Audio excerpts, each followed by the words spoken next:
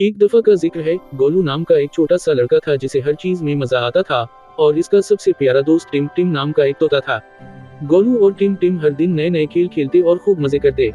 एक दिन गोलू अपने बाग में खेलते हुए एक चमकती हुई जादुई किताब देखता है। जब उसने वो किताब उठाई और पहला सफ़ा खोला तो चारों तरफ एक तेज रोशनी फैल गई।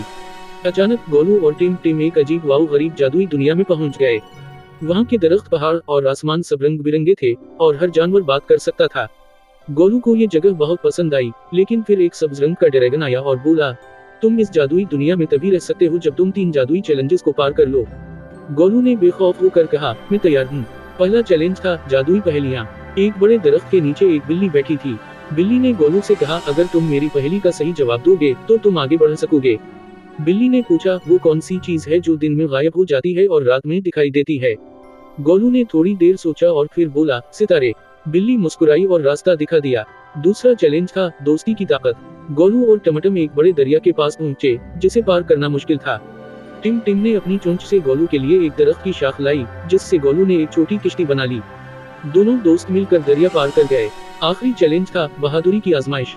गोलू और टमटम एक बड़े महल के सामने पहुंचे, जहां खजाने के मुहाफिज खड़े थे। मुहाफिजों ने कहा, अगर तुम हमारे सबसे मुश्किल सवाल का जवाब दे सकोगे तो खजाना तुम्हारा होगा। सवाल था, सच्ची ताकत किस में होती है? गोलू ने एतिमाद से कहा, सच्ची ताकत मोहब्बत और दोस्ती में होती है। मुहाफिजों ने मुस्कुराकर रास्ता दे दिया। गोलू और टिम टिम खजाने तक पहुंचे और वहां इन्होंने बहुत से खिलौने, किताबें और मजेदार मिठाइयां देखी। लेकिन गोलू ने सोचा, मुझे इस जादुई दुनिया से ज्यादा अपनी असली दुनिया पसंद है। दोनों ने खजाने से कुछ नहीं लिया और किताब की मदद से अपनी दुनिया में वापस आ गए। लेकिन गोलू और टिम टिम को हमेशा याद रहा कि असल जादू उनकी दोस्ती में था।